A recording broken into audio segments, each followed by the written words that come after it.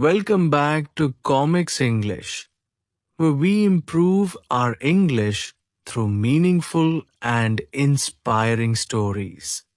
Today, we begin chapter 1 of the story of my life by Helen Keller. In this opening chapter, she takes us back to the very beginning, her early childhood, her family background, and the first memories of her life. This chapter helps us understand where and how Helen Keller was born, her early experiences as a child, the illness that changed her life forever, the emotions and struggles her family faced. As you listen, try to notice new vocabulary words, understand sentence structure, practice pronunciation, feel the emotions behind the words. This is not just a chapter from a book. It is the beginning of an extraordinary journey of courage and determination. Now, let us begin chapter 1 of the story of my life. Sparkles, it is with a kind of fear that I begin to write the history of my life. I have, as it were, a superstitious hesitation in lifting the veil that clings about my childhood like a golden mist. The task of writing an autobiography is a difficult one. When I try to classify my earliest impressions, I find that fact and fancy look alike across the years that link the past with the present. The woman paints the child's experiences in her own fantasy. A few impressions stand out vividly from the first years of my life, but the shadows of the prison house are on the rest. Besides, many of the joys and sorrows of childhood have lost their poignancy, and many incidents of vital importance in my early education have been forgotten in the excitement of great discoveries. In order, therefore, not to be tedious, I shall try to present in a series of sketches only the episodes that seem to me to be the most interesting and important. I was born on 27th June 1880 in Tuscumbia, a little town of northern Alabama.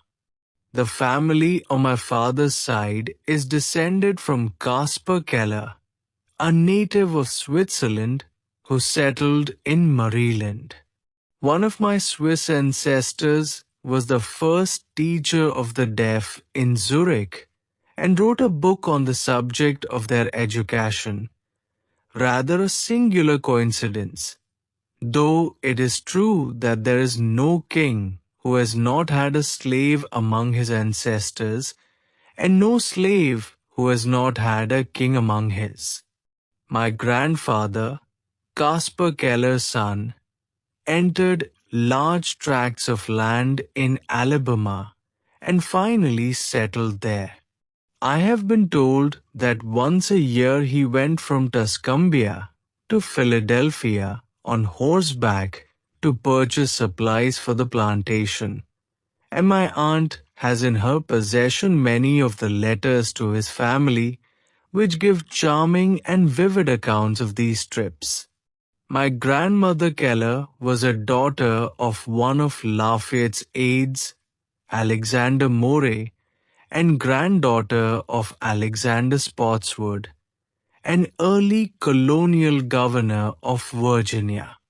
She was also second cousin to Robert E. Lee. My father, Arthur H. Keller, was a captain in the Confederate Army, and my mother, Kate Adams, was his second wife and many years younger. Her grandfather, Benjamin Adams, married Susanna E. Goodhue and lived in Newbury, Massachusetts, for many years. Their son, Charles Adams, was born in Newburyport, Massachusetts, and moved to Helena, Arkansas. When the Civil War broke out, he fought on the side of the South and became a brigadier general.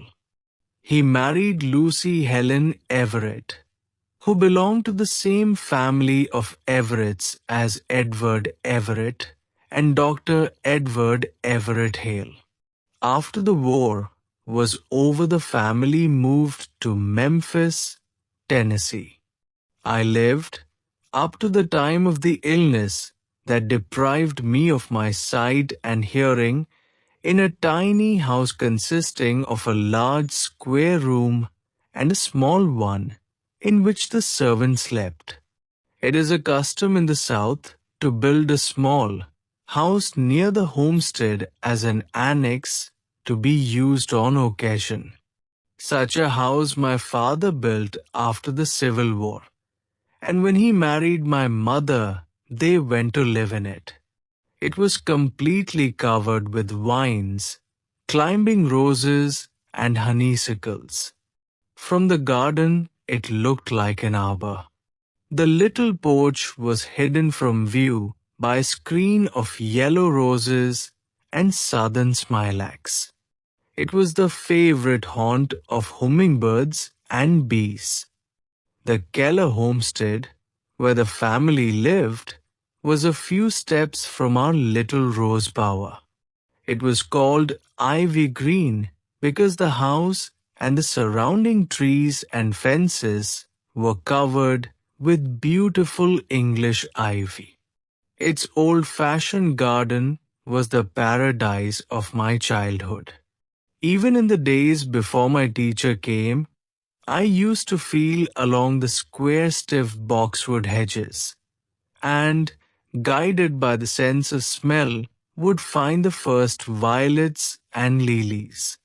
There, too, after a fit of temper, I went to find comfort and to hide my hot face in the cool leaves and grass. What joy it was to lose myself in that garden of flowers, to wander happily from spot to spot, until, coming suddenly upon a beautiful vine, I recognized it by its leaves and blossoms, and knew it was the vine which covered the tumble-down summer house at the farther end of the garden. Here, also, were trailing clematis, drooping jessamine, and some rare sweet flowers called butterfly lilies, because their fragile petals resemble butterflies' wings. But the roses, they were loveliest of all. Never have I found in the greenhouses of the north such heart-satisfying roses as the climbing roses of my southern home. They used to hang in long festoons from our porch, filling the whole air with their fragrance, untainted by any earthy smell. And in the early morning, washed in the dew, they felt so soft, so pure, I could not help wondering if they did not resemble the asphodels of God's garden. The beginning of my life was simple and much like every other little life.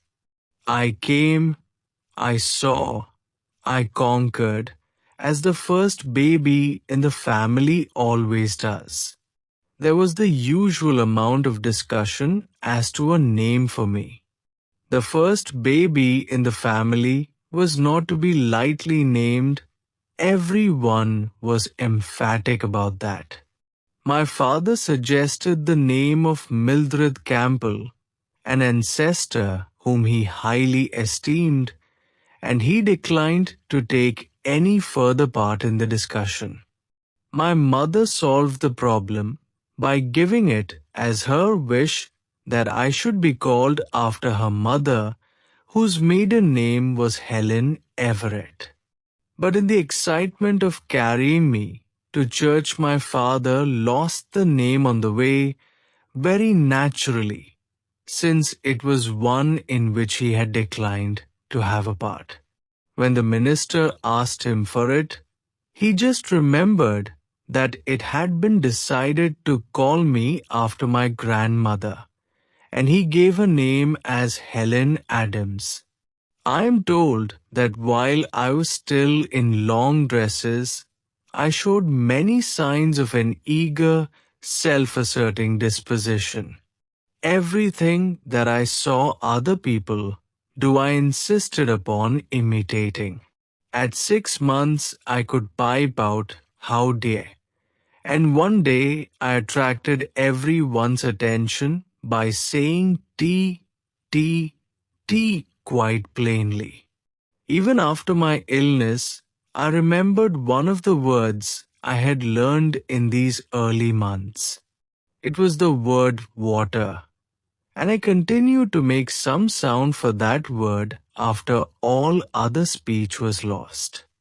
I ceased making the sound "wah-wah" only when I learned to spell the word.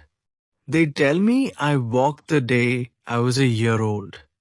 My mother had just taken me out of the bathtub and was holding me in her lap when I was suddenly attracted by the flickering shadows of leaves that danced in the sunlight on the smooth floor.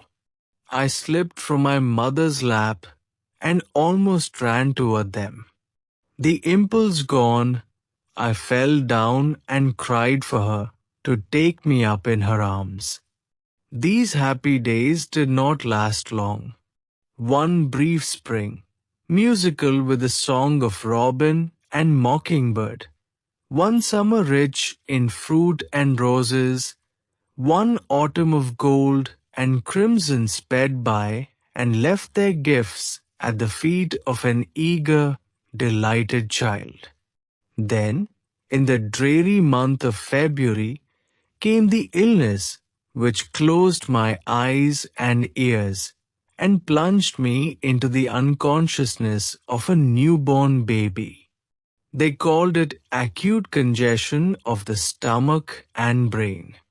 The doctor thought I could not live. Early one morning, however, the fever left me as suddenly and mysteriously as it had come. There was great rejoicing in the family that morning, but no one, not even the doctor, knew that I should never see or hear again. I fancy I still have confused recollections of that illness. I especially remember the tenderness with which my mother tried to soothe me in my wailing hours of fret and pain, and the agony and bewilderment with which I awoke after a tossing of sleep, and turned my eyes, so dry and hot, to the wall away from the once loved light, which came to me dim and yet more dim each day. But, except for these fleeting memories, if, indeed, they be memories, it all seems very unreal, like a nightmare. Gradually, I got used to the silence and darkness that surrounded me and forgot that it had ever been different until she came, my teacher, who was to set my spirit free. But during the first 19 months of my life, I had caught glimpses of broad, green fields, a luminous sky, trees and flowers, which the darkness that followed could not wholly blot out. If we have once seen, the day is ours, and what the day has shown. And that brings us to the end of chapter 1 of the story of my life. In this chapter, we learned about Helen Keller's early childhood, her family, and the life-changing illness that took away her sight and hearing. This beginning sets the foundation for an incredible journey of courage, strength, and determination. As you continue your English learning journey, remember to Practice new vocabulary from this chapter. Repeat important sentences aloud. Improve your pronunciation. Listen again for better understanding. Great stories not only improve our English, but also inspire us to become stronger and more confident. If you enjoyed this chapter, don't forget to thumbs up sign like the video. Speech balloon comment your favorite line. Bell subscribe to Comics English for the next chapter. Thank you for learning with us. See you in the next chapter of this inspiring story. Sparkles.